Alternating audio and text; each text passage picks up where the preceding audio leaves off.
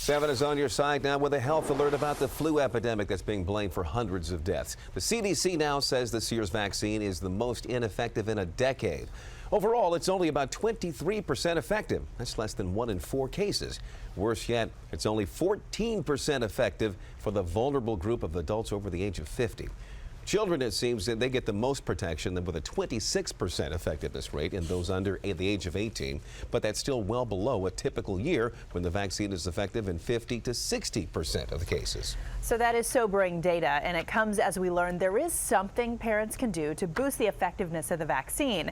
And it all has to do with new guidelines from the CDC. Liz Bonus explains the difference in dosing. Jordan, you want to open up real big? You say, ah. Little Jordan is now 2 years old, and today he is in for a well child check. His pediatrician, Dr. John Markovich, says so far he's not had any signs or symptoms of this season's flu.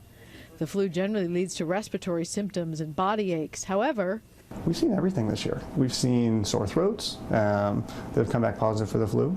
We've seen kids that are high fevers, throwing up a little bit, a lot of congestion that have come back positive for the flu. So to keep little Jordan well, Dr. Markovich says he needs a vaccination against the flu. It's now recommended for everyone 6 months on up. But more recently, the recommendations for dosing have changed a little bit. So if you're a parent with a younger child, there's a few things you need to know. The very first year you get it, if you're under age 8, you need 2 shots, okay, or 2 nasal sprays, okay, and they have to be at least 28 days apart.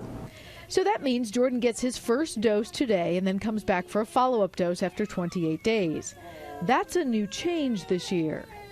And the reason behind that's a change from 2010, is because you want to boost up the H1N1 component of the flu.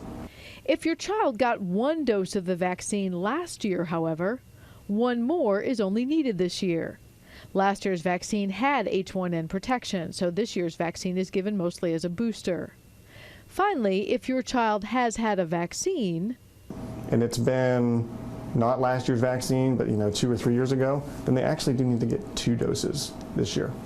So to sum this all up, you need 2 doses if you did not have a vaccine last year or you've never had the vaccine and your child's under 8. You only need 1 dose if your child's under 8 and had it last year. It's one more reason your health matters. I'm Liz Bonus, ABC 7 on your side.